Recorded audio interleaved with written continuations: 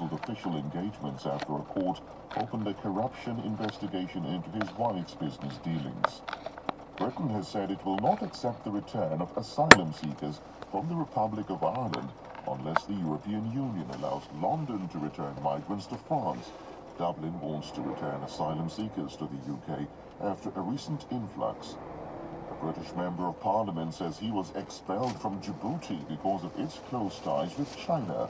Tim Loughton is among a small group of British MPs highlighting alleged human rights abuses against Uyghur Muslims.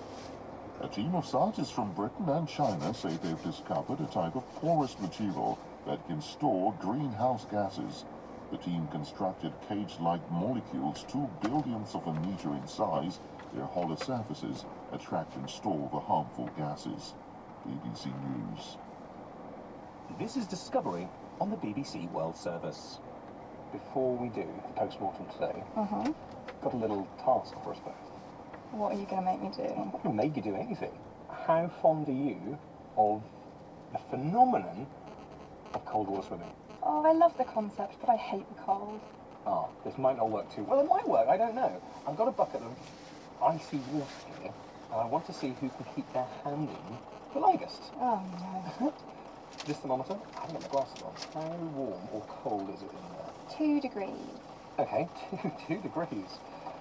Roll your sleeve up. When you're ready, after 3, stick your hand in. 3, 2, 1. Over the past few episodes, we've been investigating the unique adaptations of flying and hopping animals by exploring their inner workings. We've seen one of Australia's largest animals, the red kangaroo, to one of the tiniest garden pests, the humble aphid.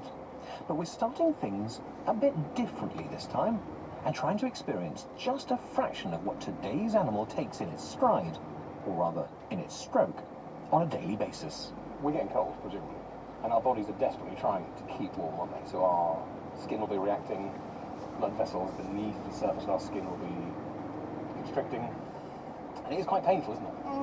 It's gone very quiet. Do you want to take your hand out yet? No. You sure? We are not built to be in cold water, are we? I'm not. And although we're not doing too well with this near-freezing water, today's animal comes from a group of flipper-footed marine mammals, or pinnipeds, which have learnt to perfectly traverse both icy waters and sunny beaches. Why are you not making any noise? Oh, Ben. This particular pinniped can normally be found lounging in groups of up to 1,500 on rocky coves or sandy beaches, all along the western coast of North and Central America, or floating together in groups called rafts off the coastline. It's the California sea lion. This isn't a competition. You can lose. There is a reason for this, because we have an animal today that wouldn't have a problem in doing what we're doing right now. An animal that's able to survive and actually thrive in very cold aquatic conditions. And these are the adaptations that I want to look at today. I guess one of us has to bring our hand out first. Go on, Tom. But to truly understand how sea lions have mastered both land and sea, we're going to have to take a look inside. I'm Dr. Ben Garrett, Professor of Evolutionary Biology and Science Engagement at the University of East Anglia.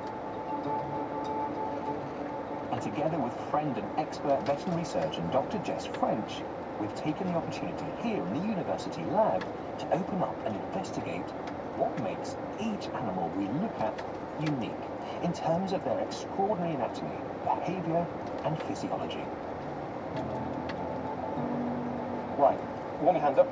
This animal today is very different from anything we've done so far. Yeah. I'm excited, this one, as usual, but there are only a couple of things I really, really want to see here. Very often I want to look at a whole suite of different adaptations. With this one, there's a couple of things that I really want to see. This animal lives in really cold environments and is an amazing swimmer.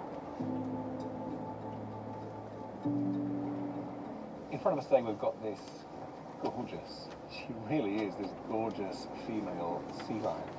I've never worked with a sea lion before. Jess, have you? Live ones, yeah. I've had a little bit to do with them. Not heaps, but never done a post-mortem of one. Luckily, we are joined today by May Betts, who zookeeper and trainer, and you specialise in carnivores, but also particular things like sea lions. Yeah, I've worked with quite a few sea lions in the past. So it'd be really interesting to have your perspective in terms of how you train them, why you train them for veterinary stuff as well, but also some of the adaptations that you've seen. Jess, what are we looking at first? These are streamline animals. They've Yeah. got to be beautifully hydrodynamic for what they do. And really quite large as well. It can be hard to realise until you're up close to them just quite how big these animals are. How long do you think she was? 5 meters. That's 2 meters? So she's 2 meters and she weighs 90 kilos, we've read somewhere? 84. 84. So 84 kilos, that's very approximately, before you say anything, my weight. And taller than me. Is this maximum size they have? No, she's actually quite small for a female. Female average about 90 to kind of 100 kilos. Males, on the other hand, can get up to about 500 kilos, so they can get massive, yeah. Especially kind of peak breeding season. So obviously they've got to kind of fight each other for the good females. And we see that it's not monogamous, is it? We see some animals such as beach masters, so we have these big battles between these big, aggressive, huge males with multiple female partners. So they physically don't need to be as big as these big males who are fighting to the death, I guess. Yeah, definitely.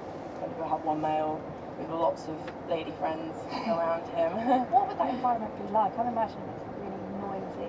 Really noisy. They're really loud animals.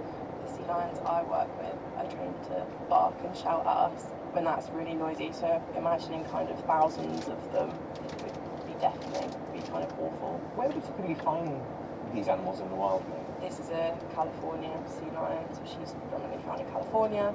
But you have like Galapagos ones as well. So they're found from Mexico to Antarctica. Quite a wide distribution, but these Yeah. all specialise in coastal habitats, big colonies. Yeah. And these coasts are rough areas. I mean, we kind of think that going to the seaside is quite gentle and quite sweet, but from a biology point of view, the coast is an ever-changing, really hard-hitting, tough environment. And because they're living both on land and in the water with this amphibious lifestyle, they have to have adaptations that work for both of those environments. These guys are trying to do both sides of that coin and do both sides well.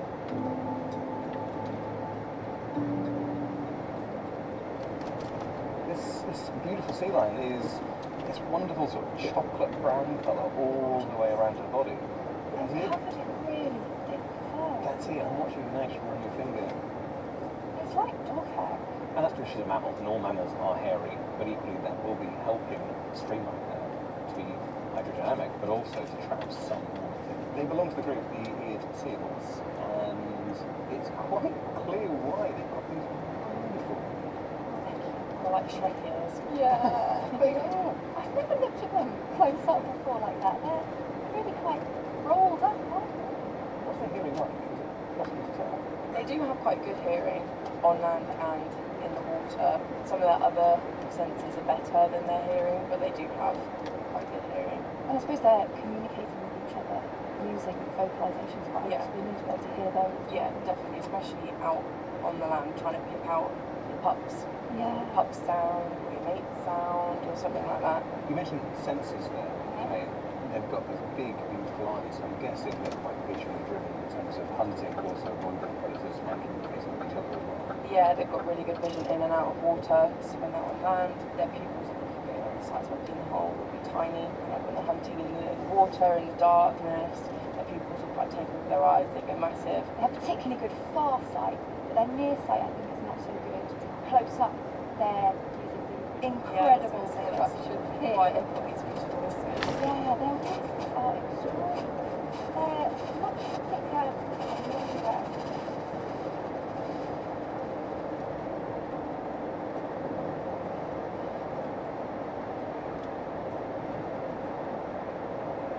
They can move them forwards and backwards, so they can feel like the vibrations of fish going through the water. They can kind of forage on the floor, so they can feel out different prey or like things to play with. Amazing. And so they're under quite voluntary control. They can move them about. Yeah, you can actually train them to kind of move their whiskers. I never have in the past. It's something I've always kind of wanted to do, but yeah, you can. Open the mouth, Jess. There's a whole range of relatively sharp, Yeah. quite pointed teeth. They do belong to the carnivore group. They're quite dog-like teeth. They are really, yeah, they're called sea lions. And as you were saying earlier, mate, they seem more like sea dogs. because No, the whole face is so dog-like, isn't Really it? dog-like. And as you say, the hair's very dog-like, the face is very dog-like, the teeth are really dog-like. But interestingly, they're black. Yeah. Yeah, so when they're born, like most other things that have white teeth, but sea lions don't really have the same kind of plaque on their teeth as we do. So as they get older and more developed and they start eating kind of the fish and the proper food, the like good healthy bacteria builds up on their teeth, which turns them like a black colour. And yeah, that's kind of what protects them. They're really jet black, aren't they? I never knew they had black teeth, Jess. No, I didn't. Although I did know that, so just like us, they have a layer of baby teeth which they lose and then they get their adult teeth. But those baby teeth are actually resorbed when the baby is either in the womb or just after it's been born. So they're only used throughout their lives. This one Functionally, set. this one adult set of teeth. It's really interesting. Yeah. Right, Jess, can we have a look inside? I think my hand has recovered from our cold water exposure earlier. Yeah, let's have a look. A blade here. Absolutely. Let's have a look what's inside. So you're going from, as usual, throat down. Yep, nice midline incision. Already you've got that. Jess, that's lovely, isn't it? Oh. Now, first of all, what you're seeing there is a really, the centre, almost black layer of muscle. Muscle So really, dark. really dark. But before that, Mm. look at that incredible blubber layer. So thick. So you can actually tell that this is a older sea lion. You'd expect kind of more of a blubber layer than this. It's Oh. quite thin. Oh, is it? Yeah. And that makes sense because blubber is an energy source. So when sea lions are going through hard times and maybe not eating enough, the blubber layer will really reduce because they're using it up for energy. An interesting thing about these guys in the wild, their blubber can hold pollutants. Males will kind of hold on to their pollutants forever, whereas females, when they're lactating, they pass it on to their babies. And they have quite high cancer rates, don't they, sea lions? And they think that might be somehow linked. Linked to pollution. Yeah. We're seeing this, it's called bioaccumulation. And even Yeah. around the UK, we're seeing some of our killer whales are, for want of a better phrase, dying off because of this toxic buildup, the pollutants going in the water, starting early on in the food chain into maybe crustaceans, then into fish, and then into seals, and then potentially into things like killer whales. Yeah. It builds up along that chain. But that's really interesting, whereas you and I both going, wow, look how thick that is, and May's already saying it's not especially that thick. Either way, that's still much thicker than you'd ever see on a land mammal. We just wouldn't be here. So you'd be worried if I would a be land seriously, mammal, I'd be doing my catch to 5K all if I was doing something like this.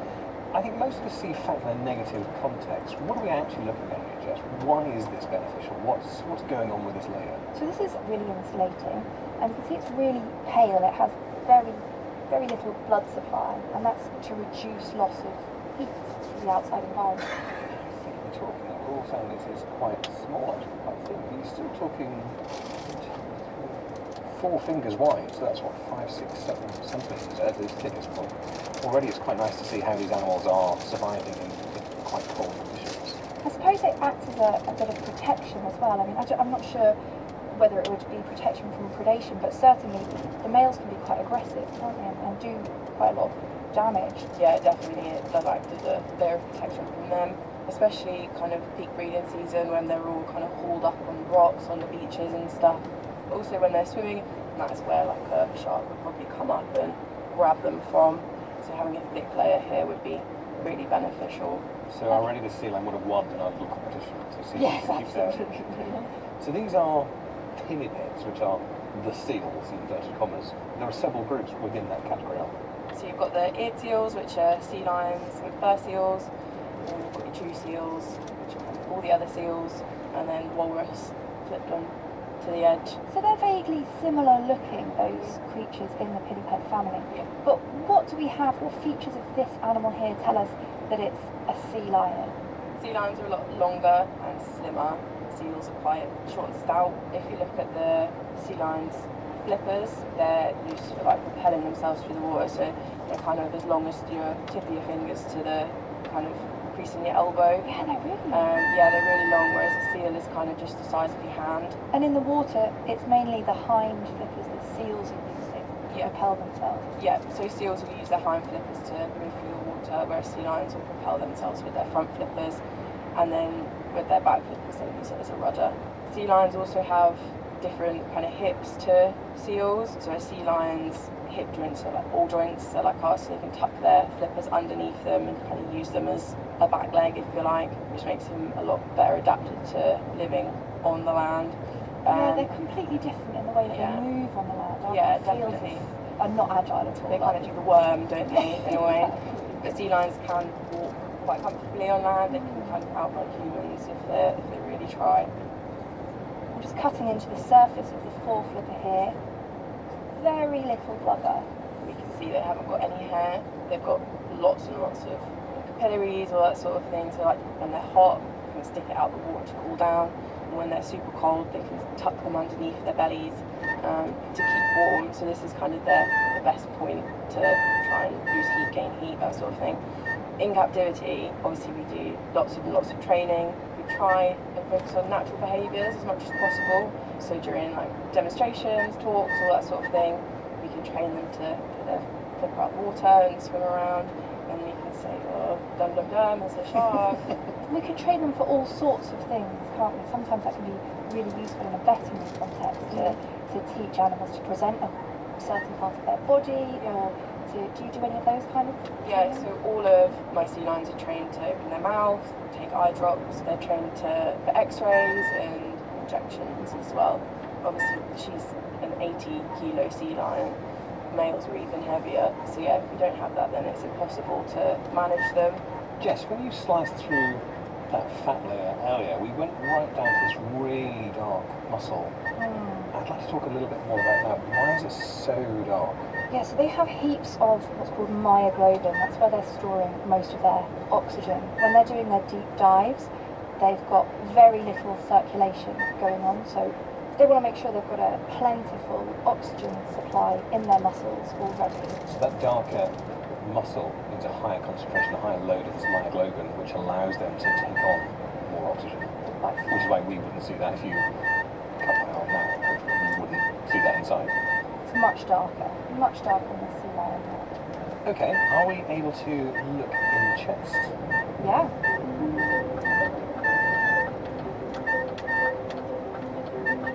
They have an absolutely enormous rib cage with all of these extra floating ribs down the bottom, taking up almost the entirety of the body. It's weird that the ribs extend right down, well, right down to the pelvis almost. You've got the abdominal organs within the rib cage. Like I said earlier, this is a really vulnerable part of their bodies, so this is a lot of protection from sharks and any killer whales, anything else that kind of wants to eat them for dinner.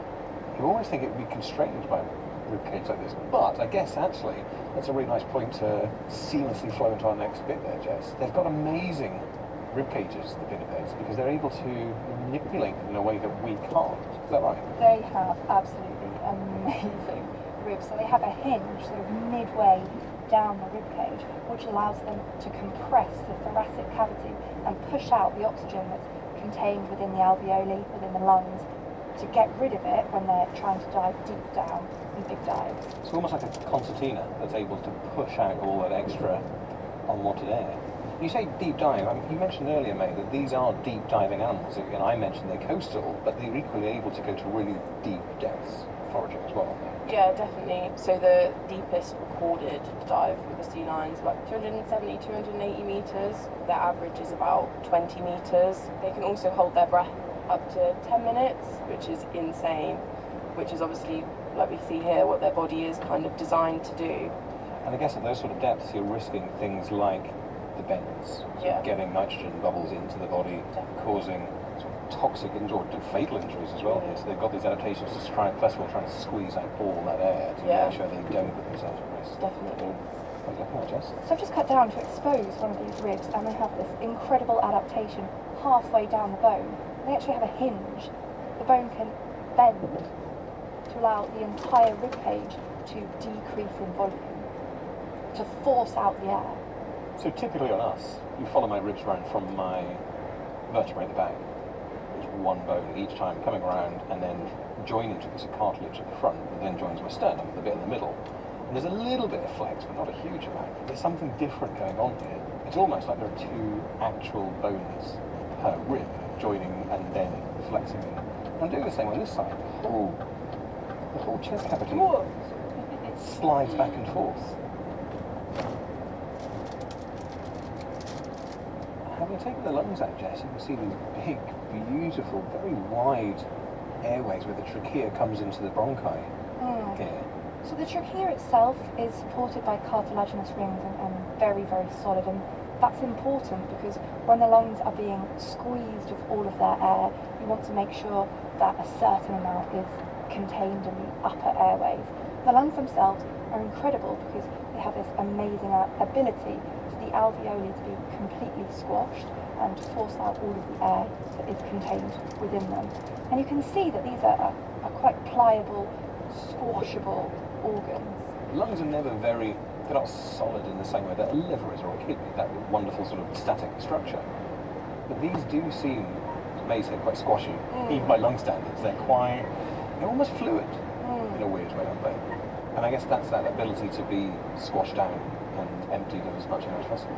Yeah, that's right. So when they're doing these deep dives, that's when they will contract their lungs. So until that point, it's an active movement of swimming down because they're still quite buoyant. They've got their lungs full of air. Then they breathe out this remaining air that's in their lungs, and then they become negatively buoyant. So then they just sort of start to drift down to the lower depths.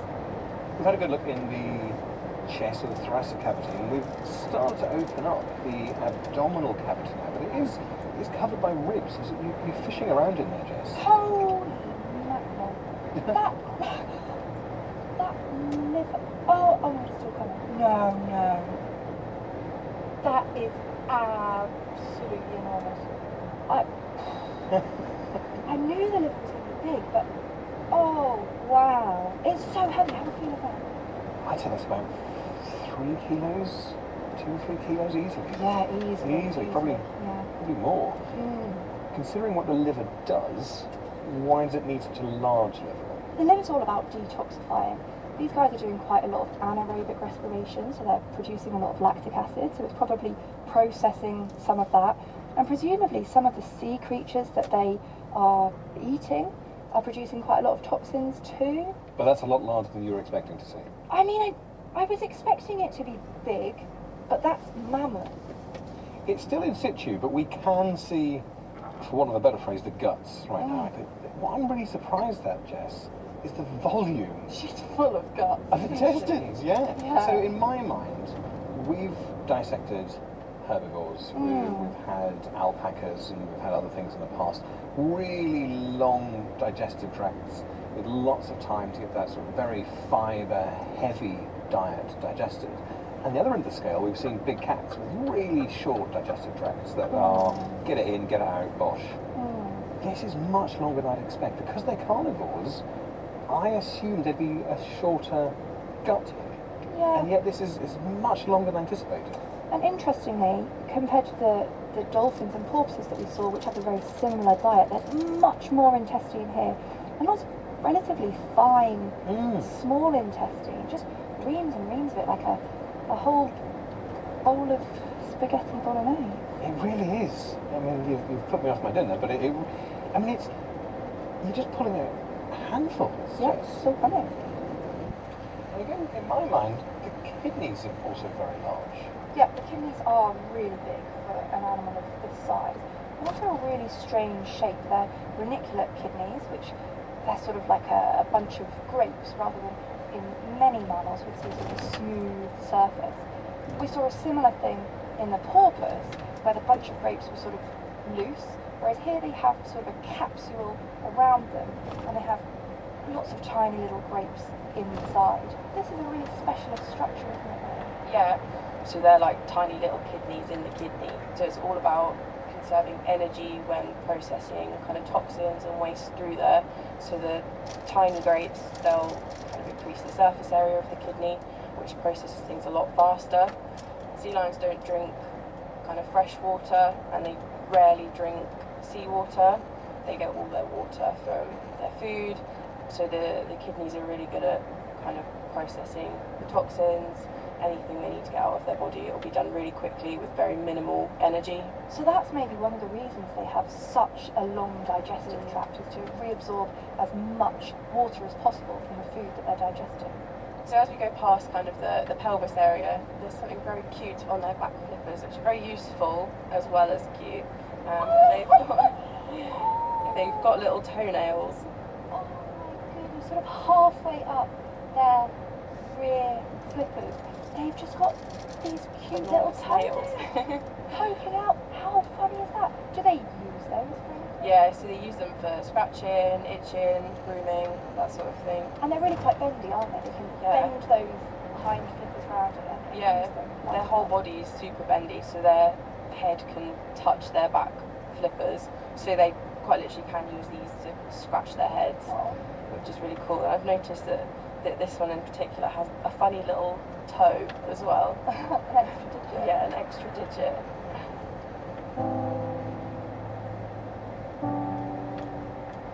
It's been really nice looking inside this animal, which is beautifully adapted to coastal habitats. I think living on the edge is something I'm getting from this animal. This is an animal that's not committing to one particular type of environment, and instead it's just succeeding wherever it goes. I've learned a lot from this animal. What's been your favourite take home from this, Jess? I was really surprised by the size of the liver, and I absolutely loved its huge mobile whiskers. I think they're really sweet. And May, any favourite points for you? I just love the species as a whole, to be honest. I think pinnipeds they're just really cool. I've trained them for a long time and have so many nice relationships with them. But to see them kind of from the inside as well, it's just confirmed that they're definitely just up there with one of the best on the planet, really. For me, it's got to be the ribcage. This ability to fold down in order to enable this animal to deep dive and not become injured or sick or develop life-threatening conditions. With this flexible chest is just great. I've thoroughly gained a huge respect for an animal that's very often perceived as a bit of a clown, a bit of a comedian.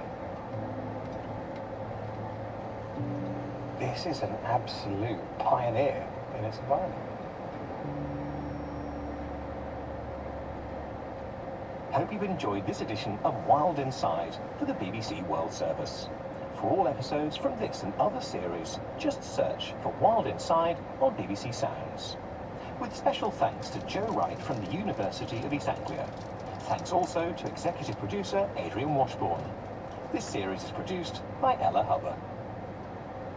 This is the BBC World Service with the business, science and cultural significance of food.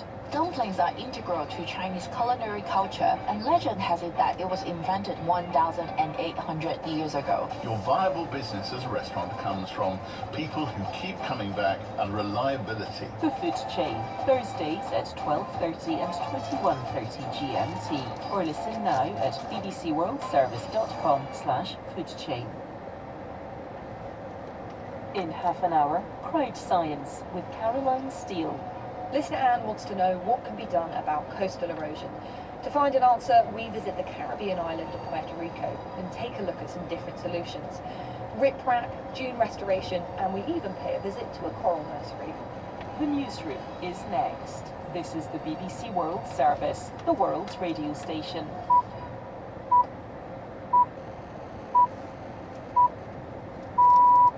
As the US again urges Israel to allow more aid into Gaza, we hear about the suffering of children who are slowly starving to death. So this is Jenna. She presented, you said, as a skeleton? Due to malnutrition, so she's just skin and bone. Also coming up in the newsroom with me, Janat Jalil, more huge protests in Georgia against a proposed law that critics say threatens free speech. Here in England, the arena's out, they've called Dave, and they'll call it, guillotine call. Some of the world's top gamers battle it out for $1 million in prizes, watched on by thousands of cheering fans. And I'm standing here in Hollywood going, oh my God, it actually happened. Nicole Kidman becomes the first Australian actor to be given the American Film Institute's Life Achievement Award. That's after this bulletin. Hello, I'm Neil Nunes with the BBC News. Israel's military has said aid deliveries will be ramped up in the coming days across new corridors and border crossings. The spokesman, Rear Admiral Daniel Hagari, said getting more aid in was a top priority. Over the last few weeks, the amount of humanitarian aid going into Gaza has significantly increased. In the coming days, the amount of aid going into Gaza will continue to scale up even more. Food, water, medical supplies, shelter equipment, and other aid. More of it is going into Gaza than ever before. A delegation from Hamas is traveling to Cairo for further peace talks. The negotiators, along with mediators, will look at the latest ceasefire proposals. On Sunday, ministers in Israel's governing coalition are said to have clashed over a possible deal for a truce. The deputy speaker of the Israeli parliament, Moshe Topaz, said bringing home hostages should be the first priority. I think Netanyahu is besieged at the moment by the extreme part of his government, but I think most Israelis today, and most people in the world, understand that the commitment to the people who have been taken hostages must be first to anything else. That doesn't mean we won't be continuing fighting Hamas and the terror organizations that are endangering Israel. Burkina Faso has suspended more international media outlets over their coverage of a Human Rights Watch report accusing the army of carrying out more than 200 extrajudicial killings. The military government has now banned the French network TV South and the websites of Le Monde and The Guardian, as well as the German broadcaster Deutsche Welle.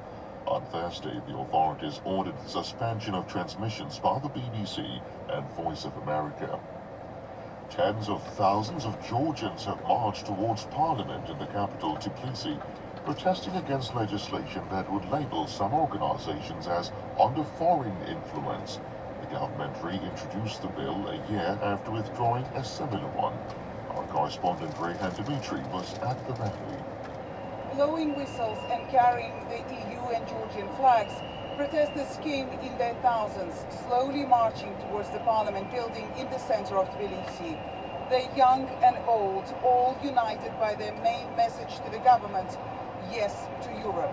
The demonstrations were originally sparked by the Georgian government's decision to reintroduce a controversial law targeting non-governmental organizations and independent media, dubbed the Russian law for its similarities to legislation there. Many Georgians believe its passing would derail their country's admission into the European Union. A pro-government rally is due on Monday. This is the latest world news from the BBC. Thousands of supporters of Spain's Prime Minister Pedro Sánchez have rallied in Madrid for a second day in an effort to persuade him not to resign. Mr. Sánchez stunned the country on Wednesday after a court opened a corruption investigation into his wife's business dealings. He dismissed the allegations. 3 people have been detained in southern Chile on suspicion of involvement in the murder of 3 police officers in an ambush. The 3 policemen were shot dead in their vehicle. The attack happened in the southern province of Arauco, where members of the indigenous Mapuche community have clashed with mining companies for many years. Scientists say they've discovered a type of porous material that can store greenhouse gases. They say their findings are an important step towards capturing these gases from the air. This report from Charles Haviland. Planting trees is an effective way to capture carbon and mitigate climate change. But as Mark Little, a lead scientist in this research, points out, it's very slow.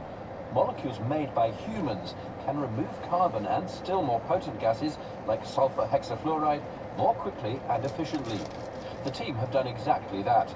They made molecules that are hollow or cage-like, whose surfaces attract the harmful gases and then store them. Their work was hugely speeded up by computer modeling. The team say this lays the groundwork for creating an unprecedented supply of new materials to address pressing challenges, including carbon absorption, medical tasks, and the removal of toxic compounds from the air. Tornadoes have left a trail of destruction in the U.S. state of Oklahoma, killing at least 4 people. Cleanup operations have been taking place in the town of Sulphur, which was badly damaged. The storm flattened buildings and flipped over cars. Power cuts have affected about 30,000 people across Oklahoma. BBC News. Hello, you're listening to the newsroom from the BBC World Service with me, Jeanette Jalil. As diplomatic efforts to secure a ceasefire in Gaza continue, the United Nations is warning of looming famine in the north of the territory, where it says 70% of the population is facing catastrophic hunger. Israel's military said on Sunday the amount of aid going into the territory will be scaled up in the coming days. But images from Gaza show emaciated children and patients wasting away, unable to get the care they need. Israel doesn't allow foreign journalists to go into Gaza, but Vogel Keen compiled this report using footage filmed by an American doctor who's recently returned from the territory. You may find parts of it distressing. This is the story of a doctor who traveled to hell. Samatar went to help people trapped by war. He usually works in a high-tech hospital in Chicago. In Gaza, his skills and mental strength will be tested to their limits. Immediately upon crossing the border, we were met with that familiar stench of just millions of people packed on top of each other, living together. In some pockets, the air you breathe, you feel like you're decaying just breathing it because there are just so many people. The crisis is constant.